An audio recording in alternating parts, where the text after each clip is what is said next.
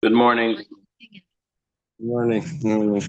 Morning. Good morning. Today we'll begin on Ayin Dalet on the top, exactly on the top of Ayin Dalet. It's 74. A little bit behind. I think the cycle started the new Masechta today. I think so, right? So we're like 2 days behind, 2.5. We'll figure it out.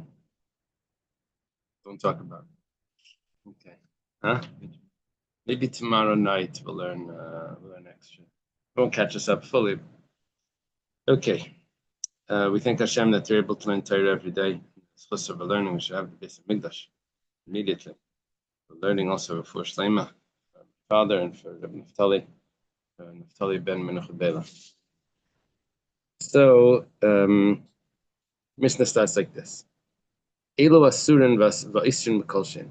The following are prohibited, and they're also make other things prohibited, even with the smallest amount. Now, as a little bit mixes in, makes the entire mixture prohibited. So, what are these things? Starts with yayin nesach. Yayin nesach is wine that was poured for an idol. So, the way that this Mishnah is going to be learned in the Gemara is that we're actually not talking about where wine mixes with other wine. We're talking about barrels of wine mixed with other barrels of wine. So it's a different type of mixture. This could be considered like a dry mixture as opposed to a wet mixture, right? And you don't know which barrel is the one that's the Ayanesa. You have labels on it. Well, or Avodas Kichavim, or let's say there was an actual idol. There was, let's say, like a ball of metal or something. One of them was worshipped, and then there were a bunch of other balls of metal that weren't worshipped, and they got mixed together. So all of them become prohibited. Iris levuvim. These are skins, the hide of the animal when the heart was taken out. This was they would some type of worship that where they would cut the skin and they would rip the heart out of the animal. I guess if this hide got mixed with other hides, they would all be usher. Shara niskal, an ox that gorged someone and killed him. So the rule is that the ox needs to be put to death. Let's say this ox got mixed in with all the other oxen, and they weren't able to tell which one was the one that was the shara niskal, so they would all be prohibited. Begla rufa. This is the calf. If someone died between cities, they would have to break the neck of the calf. Let's say. Is this usher before they broke the neck or after? What does it say over there?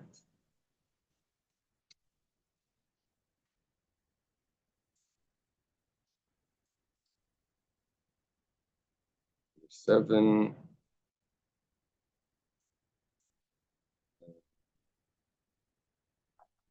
Calf becomes for benefit.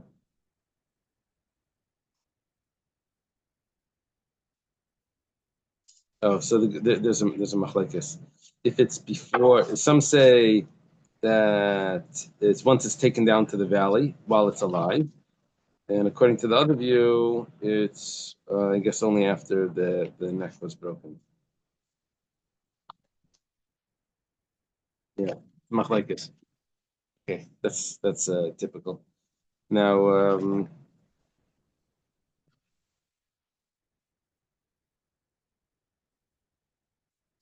okay, the next thing is tzipari mitzayra. Birds of the mitzayra. This is part of the mitzayra's purification process. Is that one bird gets slaughtered, and another bird the wings get dipped into the blood, right, into the blood of the first bird that was slaughtered. So we're talking over here about the bird that was slaughtered.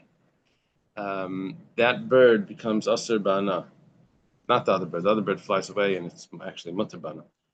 So okay, if that bird gets mixed up with another slaughtered bird, then or many others, they're all asur. Star nazir, the hair of the nazir. The nazir grows his hair for a month, right? And I'm sorry, cannot be turned into a shaitel. Remember that shaitel thing from India, the whole thing, like 15 years ago. Anyway, there could have been the same shaila with nazir shaitels. But Okay, because it would be Asr Bana. Petach Hamar, before you redeem the firstborn of the donkey, you can't have any benefit from that. If that firstborn donkey got mixed in with other donkeys, they would all become Asr. Ubasr B'chalav. Same as Basar B'chalav is also Asr Bana, and it also is Isr B'mashu. Now, why is it Isr B'mashu? Why should it make it? Usually, Basar B'chalav, milk and meat, is only prohibited if it gives a flavor. We were saying it's Isr B'mashu. So Rashi goes through this whole thing, but basically, we're talking about it's not just meat that fell into a pot of milk, and then you have a pot of milk that has the flavor of meat in it. Rashi explains it's the opposite. It's milk that fell onto a steak. And now you have one steak that has milk on it, and then you have a bunch of other steaks. And each of those steaks is a chaticha, a real iskabed, is a significant piece of meat that you could serve at an important meal, and therefore it's not going to be nullified. So it's not just the Isser Hana here, it's also like another detail here, that it's the size of the steak, size of the piece of meat, that doesn't allow it to be nullified. By the way, the same as with all the other things, is that because they're significant, they're not nullified. Now, Zara Mishtaleach, the goat that gets pushed off the cliff on Yom Kippur, that also is Asr Bana. Is it Asr Bana before it's pushed off or after it's pushed off? Did I say anything there? Rashi doesn't comment on this. Second, Zara Mishtaleach. Yeah, he doesn't comment either. Dismembered limbs. Okay, after it's pushed up. Interesting. And and mundane animals that were slaughtered in the Zara become Asr Bana. Not only are they Asr Bana, but they also make something else entirely prohibited. Other things, an entire mixture. The Gemara asks right away, Tana Maika Chashiv, what is this list? What are we listing over here? That we're saying that they're all Asr Bahana and they're also Isr B'Kolshe. There's a concept when it comes to nullification that if something is sold by number, for example, eggs are sold by the dozen, right? Maybe in other countries they're sold by a bucket or something, or by the weight, maybe. But in America, they're sold by the dozen. So that means it's sold by a number. So if it's anything that's sold by the number, is not batal, right? Cookies in the bag. Remember the bags of cookies that you could get with the white bag, that thing? That's sold by the weight, not by the cookie. There are other things that are sold by the cookie. They're spread out on a tray or something. That's sold by. The things that are sold by the number are not nullified. So listening to mechatich nevela. So then, if it's sold, we're talking about things that are sold by the number, and that's why it's not nullified. So then, what about a regular tray for a steak, a piece of meat that's sold by the number? Apparently, the meat over there was sold by steaks, not by weight. But yes, it's sold by weight. This is more similar to like hot dogs or something. So the hot dogs are sold by the number. You get 10 in a package, and that's it. It's not like it's however many. I don't know how many are in a pack. We want to have hot dogs in the house. What is that? 8 in the package? Okay. What is it? Depends on the brand. Depends on the brand. So, okay. So why don't we list other types of meat? Costco ruined that for everybody. Oh my, they standardize it? They repackage things. So Isar Nakachashiv. And if we're talking about things that are Asr Bahana or automatically also never batal, listen to Chametz Pesach. Chametz on Pesach is also Asr Bahana. You can't have any benefit from it. Not just you can't eat it, but you can't have benefit from it. What does it mean you can't have benefit? You can't sell it. You can't give it as a gift because the person will owe you a favor. You can't feed it to your animals. And you can't even feed it to stray animals because you enjoy feeding the birds or the things. There's a pleasure in that. You can't do anything with it. So maybe if we're talking about that, so if that's the case, if we're talking about Asr B'Hana is never batal, then what about Chametz should never be batal, and that should be listed in the Mishnah. Amar B'chia Barabba, B'tem Rabbi Yitzchak Nafcha, Haytana Tarti Yislay. The Tana of our Mishnah requires two things in order to be listed in this. The first thing is Davar Shabaminyan, and the second thing is V'Yisuri Hana. We're only listing things that are both. The Gemara says, well, listening Gezi Perach v'Rimani Badam. What about the walnuts that come from Perach? And the pomegranates that come from Badam, that those are significant things. They're sold by the number. And those are also Asr Bana, and if they're Arla, it's in the first 3 years of the tree. It's Asr Bana. And it's not just things that are sold by weight, it's things that are sold by number. The Davar Shabaminyan v'Yisuri Hana, the Gemara says, Ha Tana le Hasam. This was already taught over there, so we don't need to repeat that. It says, Haroy Arla, Haroy Klaya Kerem, Klaya Kerem. We already learned in that Mishnah in Maseches Arla, we listed these things, so we're not listing it again here. Listening Kikari Shel Balabayas, in Chametz of Pesach. What about a loaf of bread that's Chametz on Pesach? Now, a loaf of bread is sold by number. It's not sold by weight, by 2 loaves, 3 loaves, right? So, and it's also Asr Bana. So we could have listed that in our Mishnah.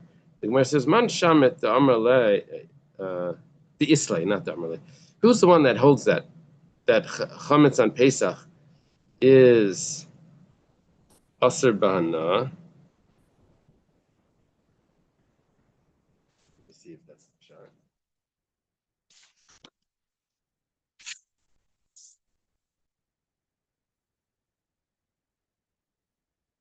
No. Who says that loaves of bread will not be nullified in a mixture? It's not telling me why. It says Rabbi Akiva. It's Rabbi Akiva. The Gemara says Atan Hasam. So Rabbi Akiva actually says in that Mishnah in Arla that we were quoting before, it says Rabbi Akiva Maisif Afki Karish Balabayas. Also the loaves are also not bottled. So you worried about this other list? We have that other list. It's in a different Mishnah. Now the Gemara says, Arei Elu. It's interesting because the Mishnah starts off saying these are the things that are Asr, and it gives the list. And then when it concludes, it says these are the things that are Asr.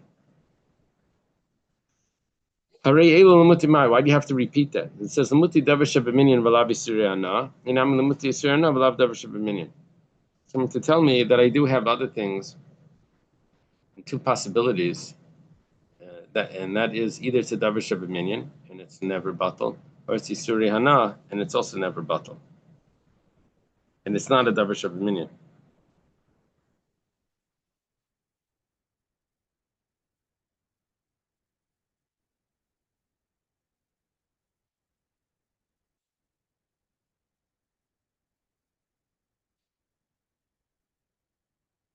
Is every Yisuri Hana also not batal? No, that's not true. So it must mean, what do you mean Hareilus Makoshin? If it's a Davar Shabaminyan, then we can say it's not batal because Davar Shabaminyan is like batal. But Yisuri Hana, things that are prohibited to have benefits from, some of them are batal. It's not a Davar Shabaminyan. Arla is Asr Bana. It's batal in 100 or 200. 100, I think.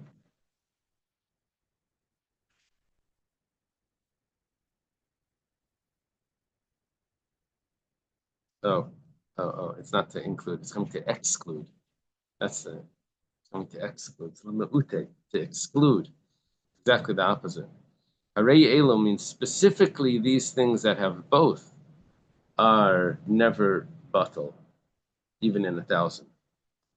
However, if it's only a Davar Shabaminyan but not Asr Bana, that's going to be batal. I guess according to a different opinion, it would be batal. It's machlekes about a Davar Shabaminyan. And then if it's Asr Bana but not a Davar Shabaminyan, it's not something that's counted, it will also be batal. Okay, that would make sense. New Mishnah. Mishnah says, wine that falls into the pit means to the cistern that holds all the wine. The whole pit is Asr Bana. Now, this doesn't seem to fit with what we learned before. We said before, Rishon batal, right? The first drop that falls in is batal. What did we say yesterday with Rav Dimi? We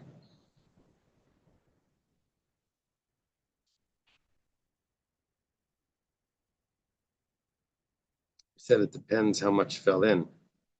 If it was, no, that was only according to Rabbi Yitzchak Bar Yosef.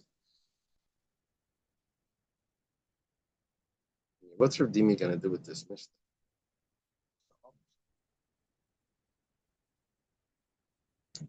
Yain Esach Shenafal Lebar said it's not batal. Said Rishon batal. Here it says Yain Esach Shenafal Lebar is batal. It's the opposite. What does Rav Dimi do with this? How does Rav Dimi learn this Mishnah? Maybe this is Chaim's question. Because the last Mishnah that we learned, we were able to say was talking about when you're pouring it the other way.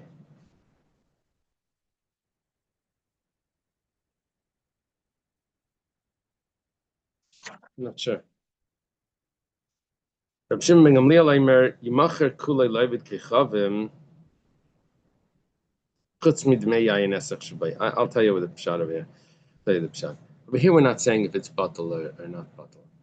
I mean, it depends on how much fell in, right? That could be the pshat. Here we're not talking about the bittul aspect. Here we're talking about what do you do with it now that it's became prohibited.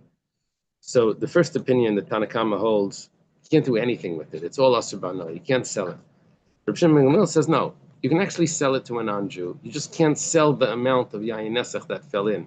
So you get him to pay for the part that's still kosher, and you give him the part that's not kosher for free.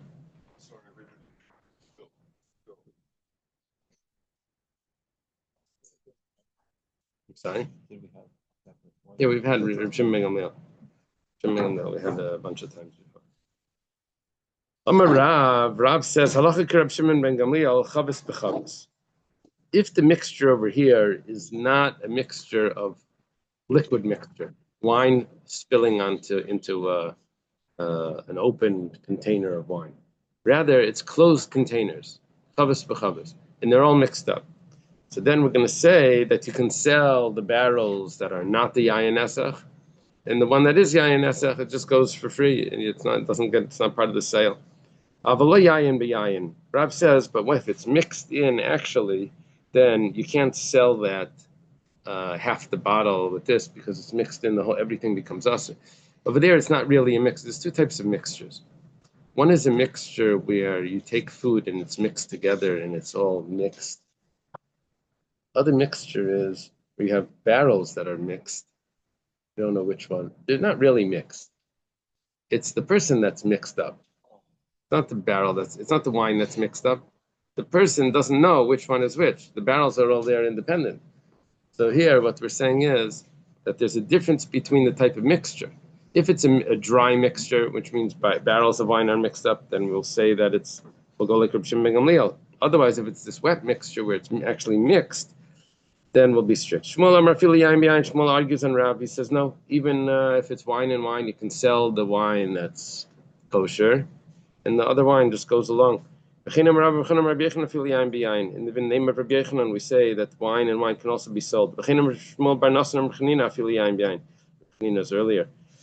Rabbi Chanina Bar Chama was a teacher of Rabbi Yechanan. Also, wine and wine is permissible to sell without charging for the non-kosher wine.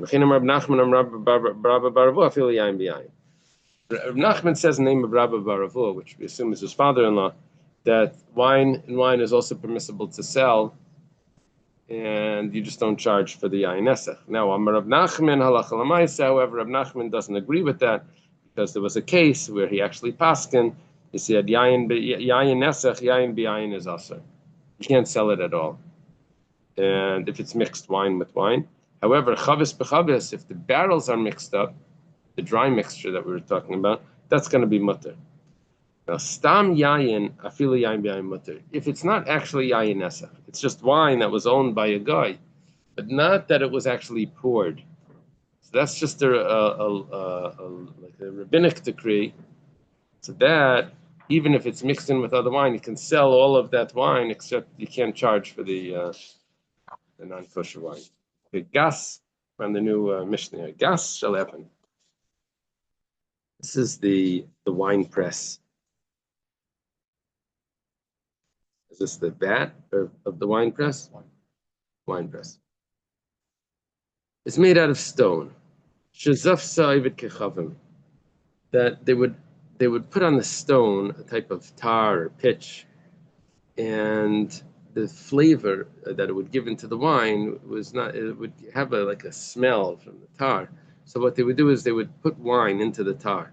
Now they would pour it on it somehow that would help clean off the that smell. And they wouldn't use water to do it. They would put wine on it to make it. Anyway, so what do you have to do now? You just got this from a non-Jew. You want to use it for a kosher run. So how do you clean it out? It says menagva. You cleanse it. And the Gemara is going to say, how do you cleanse it? You have to cleanse it with water and with ash. That was a type of soap. You would use ash and you would use water. Vihitayra, and then it's going to be pure. You can use it. B'shalates, what? Let's say it's made not out of, the first case was talking about it was made out of cheres, probably. No, it was stone. The first one was stone. What if it's made out of wood? So Rabbi Yomer Yenagiv, he says that you have to cleanse it, exactly like we said in the last case, that you have to cleanse it, and just like the stone. The Chachamim say Yiklev Esezef. Chachamim say no, it's not enough to cleanse it. You actually have to peel off the whole finish on it, all of the plaster, all of the tar that's there. If it's earthenware, and there's a problem with earthenware because it absorbs, and if it absorbs, you see, we were thinking that maybe the zephys maybe absorbs or something, but here we're saying that the earthenware itself absorbs. So even if you peel off the zephys, which is the tar, the pitch, the keli itself is going to absorb the wine, so you can't do anything with it. And then you repitch it, but you can't do it because it's coming out of the vessel itself. Pitch there to make sure that the wine stone, like what's? I think it's to make it that it doesn't leak. So they thought. Okay. Amar Rava Dafka Zifsa. Rava says that what we learned in the Mishnah about cleansing it and all of that, that's only if it was only. What did the non-Jew do here? He just put the finish on it, but he didn't use it. Avodah, but if he actually used it, then it doesn't get cleansed with just this wiping it out or cleaning it with water. It's going to be worse. The Gemara says, "Pshita zafsatanan." You have to tell me that. That's what the Mishnah says. That it was zafsa, that it was only finished. It was put on the pitch on it. The Gemara says, could have thought that maybe the same thing would apply if he used it as well. Darachma means he pressed the grapes. That means he already had a non-kosher run. By the Tani Zifsa, and that it says that it was put pitch. I could have thought that Orcha de Milsik Tani, that was just a typical case. But the same thing would apply if he had a non-kosher run and you just have to cleanse it out. Rava comes to tell me that no, you can't do it like that. Over there it's going to be much more difficult. Kasha. Ikadamri, there's some say much differently, that Amar Rava Dafka Zifsa. Maybe I learned the first. Maybe I learned the first one right. The second way, where we're saying where it won't get away. Oh, you have to learn it differently. I take that back. The first. I was telling you the second. I was telling you the Kedamri. The first Gemara is like this. When is there an issue where you need to use the water and the ash to cleanse it? That's only if you put on the tar. But if you didn't put on the tar and you just had an unfinished wine press, that it was only stone, then you don't need to do all of these things. All you need to do is rinse it with water. You don't need the ash and all of that. You just need to, hose it down, and then it would be fine. So Rava says, that's what Rava is saying, that you only need to hose it down. The Gemara says, obviously, you only need to hose it down. The Mishnah said that you only have the problem if it was put the plaster on. Says, well, I could have thought that normally you put the plaster on, so that was the case. But the same thing would apply without the plaster. But so comes Kamash Malan Rava that says, no, that if it's no plaster on it, no pitch on it, it's going to be more lenient and you just have to hose it down. Now, the Ikadamri is the opposite. The Ikadamri is saying that what Rava was talking about was, that's only if you put the plaster on it. But if he also pressed it together with the plaster, if he had a non-kosher run together with the pitch on it, then leisagila benigov. Then it's not enough just to to cleanse it, you have to do much more. With Pshita Zofsatanan, it says that you didn't have a non-kosher on. It says you just put the plaster on. The Mal, the Teim Mawad, and the Filu Darachba could have thought that the same thing would apply, that even if you had a non-kosher run where you pressed it already, the same halach would apply. And instead, it said you put the plaster on. That was just a typical case. But really, if there was a kosher run, the same halacha would apply. Kamash Malan Dafka Zafsat. Rava comes to tell me that no, only if you never did a kosher run, a non-kosher run in it. All you did was finish the wine press, finish making it. Aval darachba, but what comes out is, but if you did do a non-kosher run, where you actually pressed the wine, a non-Jew pressed the wine, then leisagile benigav, it wouldn't be enough just to do that cleansing that we listed in the Mishnah. Ki hahuda asal kamid Reb Chia. There was a fellow that came in front of Reb Chia. Amalei havli gavra dedachili matzarta. Tells Reb Chia, who was the Rosh Hashiva, he says, I'd like one of the rabbis to come and to put a hechsher on my wine thing, to purify my wine press. So Amalei l'Rav, Reb Chia tells his nephew, he tells to Rav, that's his father's, Reb Chia's brother's son, and Reb Chia's sister's son also, remember that? Reb Chia's half brother, half sister. Zil Bahadei, go together with him. Make sure that you don't cause them to yell at me in the base medrash by making a wrong psak. Okay, so Azil, Rav goes along with the fellow. He sees that there's a lot of, it's very smooth. The top is very smooth. So he says, oh, this is going to be easy to kasher.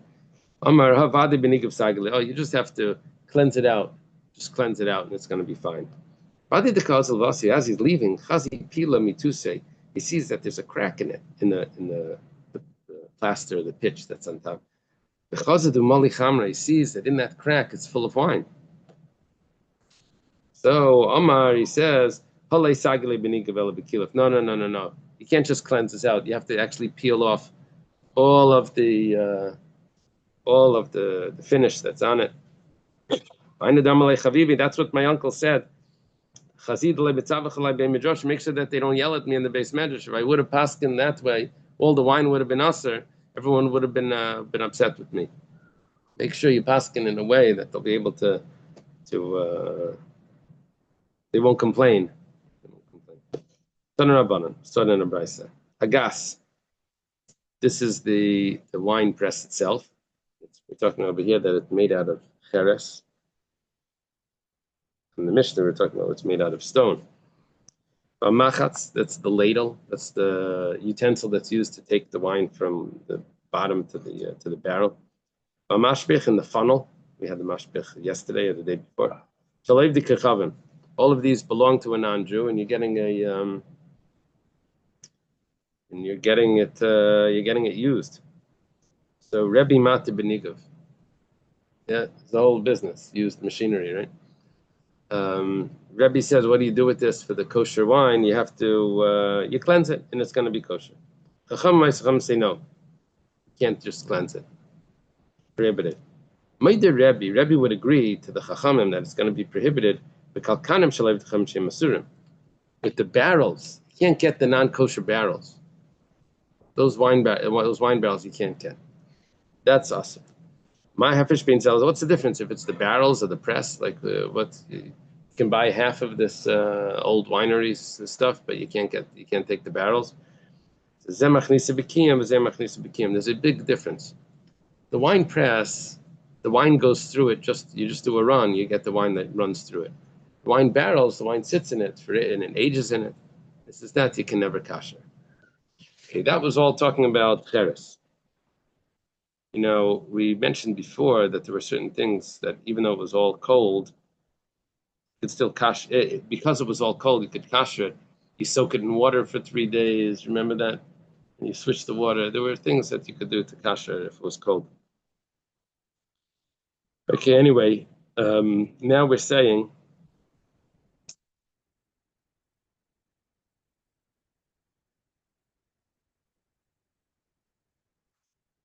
shal eitz v'shal even. If it's made out of wood or it's made out of stone, these utensils, the wine press and the ladle and and the funnel, you clean it out.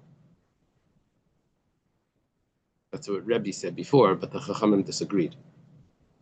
So now the Chachamim agreed to Rebbe if it's made out of wood or stone. They disagreed when it was cheres. However, if it's put the tar on it, then it's a surim. Then you can't just cleanse it. You need to actually take off all the tar. So now they're going back to the earthenware status that they had before. One asks, Vatanan,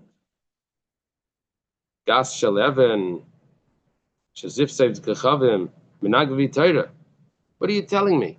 That if it has this finish on it, the tar, that there's no way of cleansing it. It says that it's not a problem. It says you just have to cleanse it. We learned in the Mishnah if there's tar on it. So we're understanding at this point also at the end of the Mishnah that says Shalitz v'Shaleven is also the opinion of Rebbe. A Rebbe in our Mishnah says Shel Eitz, you cleanse it. Here we're saying, okay, we learned in the Mishnah, Gas Shel Even. In our Mishnah, we learned that you cleanse it. And if it's Eitz, you can cleanse it, according to Rebbe. Some say no. Some say you have to peel off the plastic. Now we have a brisa that says, if it's cheres,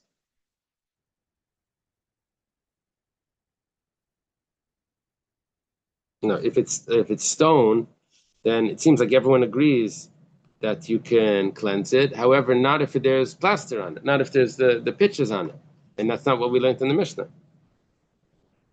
It's going to confuse me. So the Gemara answers that there's a difference between the Mishnah and the Brisa. The Mishnah is talking about Masnis and Delay Darachba. The reason why the Mishnah is more lenient is because he never had a non-kosher run. You just put the plaster on, and that's why we're saying that you can cleanse it. Brisa to Darachba. The Brisa is talking about where you had a non-kosher run, and that's why we're more strict. And so therefore you have to peel it off, and the same thing would apply if it's wood. You would have also be much more strict. Amar Mar, the master taught. As we mentioned before in passing, we mentioned the Brisa. Brisa says, Hagas v'hamachatz v'hamashpich shalev dikechavim revi mater benigov v'chachamim meiser. We have a machlekes. When they're talking about an earthenware utensils here, the wine press and the ladle and the funnel that belong to a non-Jew. Rebbe says, yeah, you can cleanse it, and the Chum say that you can't. When it says, Vanantanan shel cheres af pisha kalaf zefetz asura. How did Rebbe say that you can cleanse it? We said that it's asur, even if you peel it off. And when the Chum say asur, it sounds like you have to just peel it off. But maybe not. But whatever the case is, it's a kasha on Rebbe. Amar Rava says, Sefer de Masnis, Nasan Rabbanan. I have a simple teretz. We say that the end of the Mishnah that says, Shal Cheres, that even if you peel it off, it's asura, that's only the opinion of the Rabbanan. Rebbe would have a different opinion. Rebbe would say that if you peel it off, it's going to be mutter.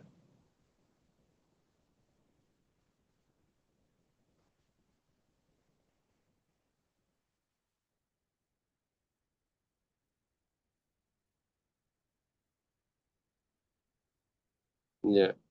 Okay. Amar, Darash Rava. Rava taught the following: Nava artachai. Nava is the wine press. If you want to pasture a wine press, you have to heat it up. You have to heat it up. How do you heat it up? What do you do? Boiling water. Use boiling water. And then like Hagala. Yeah. Places over here mentions that this is a source, machlekes of iri kli rishon. You pour from a kli rishon if it's considered bishul. Because how do you heat up this wine press? You can't put the wine press into a big pot. You heat up a big pot and you pour that water into the wine press. but that's not considered boiling. That's pouring it in. It's going to become a klisheni. But as it hits the klisheni, it's called iri klirishin. It's pouring from the klirishin.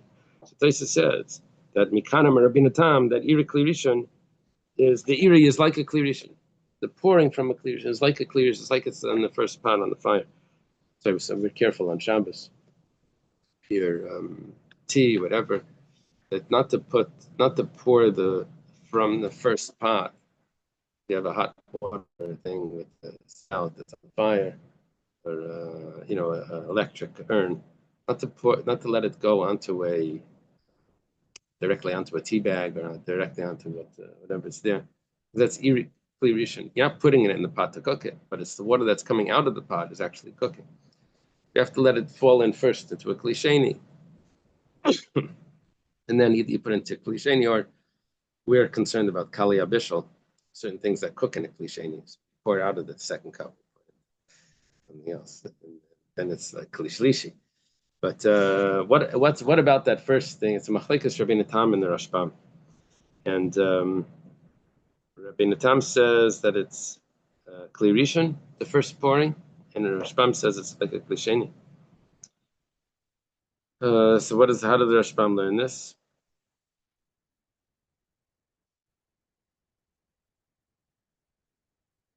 He says, I don't need bishul to kasher this. The whole absorption was only through something that was cold. So I can use irei, which is not a kli rishon, to kasher something that was absorbed through cold. The wine is all cold. It's just like kavush. It's like absorbed in it through like pickling type of thing. Just sits in it for a long time. Okay. Rava, he have a meshader gulfi laharpanya. When he was selling these, he would send the jugs to harpanya. But the jugs is not actually the wine. Jugs is just something that can hold wine. But sachaflu apumayo, he would wrap it as if it's wine itself. He would turn it upside down. And he would put the let's say, would put it into a box or a bag upside down, and then he would tie it up top, make sure that it was never used. He doesn't want it to be used because he's sending it. Doesn't want it to become non-kosher. When he would actually seal the top as if it was wine itself. He'd seal it on the top, which means on the bottom, because the bottom is on top, the inside. Anything that's used to hold wine, even temporarily, the Rabbanan made a gzeira that it shouldn't get mixed up. We mentioned before that you can cleanse a wine vat. How do you cleanse it? Rav says use water. Rabbi Barachana says you have to use ash. Rav says use water. What does that mean? Just water? Water, you don't use any ash, which is like a type of soap or something. Rabbi Barachana, you just use the ash and you don't use any water. They both said both. Each one was talking about one part of the ingredients into this. And the Gemara says v'lei pligi, and they're not actually arguing because they're talking about which one they did first. Rav says that you do the water first, and afterwards you use the ash. Rav Bechana says you do the ash first, and after you do the water. And the difference is that if they're not arguing, the order is different. It says haberitivta ha biabeshta. It depends. Was it wet or was it dry? If there's a moisture of wine on it, then you have to use the ash first. Ash like absorbs that wine, and then you would rinse the ash off with water. Sort of like you use soap when it's dirty, right? But if it's dry, then you use water, and then you put the soap on, and then you use the ash. Itmar Beirav Mishmei de Rav Amri. Do we have a statement? The house of Rav said in the name of Rav. With Robin Stein. What happened? As I walk in, my wife is on camera. Oh wow! So I said, "Oh man, she's He's downstairs on the video downstairs. Robin Stein. Saying, what do I do with this husband Did of you mine? pay to get that up? walking." You ever heard it? It's awesome. Rebbe, what do I do with this husband of mine? I cannot deal with him. Spooky, dooky. We're on a roll. Oh yeah. So Beirav and Shmei Rav Amri Tarti Tlas Shmuel Amr Tlas Dalid. We're talking about over here using water and then using ash. So it turns out that in the name of Rav they said that you have to do 2 or 3. Now 2 or 3 means in the process of 2. If it was wet originally, then you do the ash 2. and then the water, right? If it's dry, it's 3. And if it's dry, then you do 3 because you have to do the water, then you do the ash, and then you do the water again. Now, Shmuel Amr Tlas Dalet. Shmuel says that you do 3 even if it's wet, which means that would be if it's wet, you did the ash, the water, and then another ash. And Yabeshti, you have to do 4. That would be water, ash, water, ash. Okay. Surah Masnahachi, that's the way it was taught in Surah, which that's the location of Rav, and that was the yeshiva Rav, and that's the way they taught what Rav said, and that's the way they taught what Shmuel said. You know, in some yeshivas, they tell you what the other yeshiva says, but it's not you go to the other yeshiva and Lavdafka, that's the way they said what they actually said. But Pumpadisa, which was where Shmuel wasn't in Pumpadisa, but his students were. The Pumpadisa Masnu, Beirav Am Shmei Rav Tlas Dalet, that really Rav was the one that said that you have 3 and 4. And Shmuel Amr Dalet, hey, Shmuel himself actually said you have 4 and 5. The Gemara says, but V'lei Pligi. Now, when it says V'lei Pligi, there's 2 possibilities here. One possibility of V'lei Pligi is that there's no machlekes between Surah and Pumpadisa. Other possibility of V'lei Pligi is there's no machlekes between Rav and Shmuel. Why? Depends if you count the last rinse. We count when they washed it off at the end. Was that part of the number? Okay, there's a nice long Rashi over here. He says, my teacher learned one way and my father learned it differently. Huh? Yeah. To do it too, right? Exactly. They asked the question, Rabavo, Hani Gurgi Darmai. These are like the ropes that hold the grapes in the press. Amar le Rabavo Tanisua. We learned it in a Tanisua means either a Mishnah or a Brisa. It says Rishir Gitav Ubeispadav Tmeim. If someone had his wine press or in his the olive press or Tamei, Ubikish Laseisim Batari wants to do him pure. So Hadafin Va'adashin Valulavin. Hadafin are like boards that hold it in place, and Adashim are I think the ropes. No, Adashim is the press itself, and Lulavim is the broom that's used to sweep things in. Madichan, those you only have to rinse. Sorry? Palm brooms. Ba'akalim shel nitzarim b'shel bitzputz. But if you have akalim, this is the ropes that we're talking about. If it's made out of either reeds or canvas or something like that, so then you have to rinse them, you have to cleanse them. Shel shifa v'shel gemi, if it's made out of reeds or made out of gemi is like a resin or something, then miyashtan yud beis chayitz. I'll tell you the words over here. The Koran tells you everything. Let's see.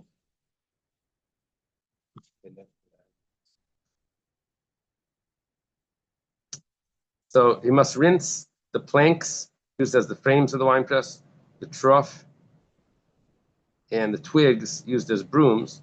You must cleanse the pressing baskets with ashes and water if they were made of palm leaves or of hemp, that's bitzputz, or leave them dormant 12 months.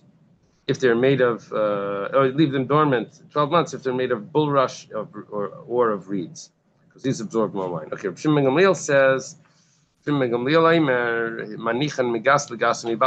have to leave them from one season to the next season. Gemara says, Hainu Tanakama. The Tanakama also says 12 months. And we know the season is once a year. So it's the same thing. The Gemara says, well, not exactly the same thing, because it could be Nayo Chorfavafli. It depends. If you have the late season and the early season, one and the other, it's not going to be actually 12 months. And according to the Tanakama, you're going to need actually 12 months. According to Rav Shimon Gamliel, it's going to be lenient. It's only from season to season. It doesn't need to be 12 months. Yesi said, let's say you don't have that time and you want to make it pure right away, you have to cleanse it first. So what you can do is you can boil up water, you can pour it on it, or you can pour meizesim on it. I'm sorry, magilim bereitchen. Either you heat it up, or you pour boiling water, or you use water that was used for cooking the olives. You put it under the what's it called when you put something under the sink, under the faucet? Oh, yeah. Running water, flowing water. No, not the flowing water, just any water that's flowing quick under the stream. Under the, Come on, guys, come on. Taking a shower. yeah, you give it a shower. Come on, guys. Vikama, how long? Come on. A rinse, yeah. Vikama, how long do you have to leave it there? Aina. An aina. An aina. Now we're going to see what an aina is. It's the same way that for yayin nesach, you have to purify it like this. To say also for taras, you have to make sure it's clean before you're going to use you're going to purify it. The Gemara says klapilaya. It's exactly the opposite. You're not talking about yayin nesach and that thing. We're talking about taras. It says b'taras kaminan. Ela kedacham b'taras kacham b'yayin nesach. The way they said it for taras, that's how they said it for yayin nesach. The Gemara says, kama aina. How much is an aina when you said you have to leave it under the flow of water for an aina? Wait, how could they give that last answer when a few pages back they separate between Taharas and Yain Nesach? They said one was more stringent than the other. But over here, we're talking about how to clean it before you're going to make it tar. For that, Yeah. So, it's a day or a night. No, a day or a night would mean from sunrise to sunset. Rab Chana She'ina. New name. Amila Rab Chana Bar She'ina. Amar Rab Chana Rab Yechanan. Chatziyam v'chatzi laila. It's half a day and half a night. What's the difference between if it's a day and a night? The difference is, if it's a day or a night, then when there's different seasons, it could be less than a 12 hours. But a half a day and a half a night is always 12 hours. All across the whole year, from chatzais to chatzais is always 12 hours. From sunrise to sunset is not always 12 hours. So, Amar Rab Shmuel Bar Yitzchak v'lei pligi. Abed kuvas nisim v'tish, abed kuvas tammuz v'teva. They're actually not even arguing, because you always get the 12 hours. It depends in what time of the year. If it's in those mid seasons, the autumn and the fall and the spring, it's always going to be 12 hours a day and a night. Let's just turn the page. Okay, no, let's leave it here. Rav Tamar Rav Yehuda.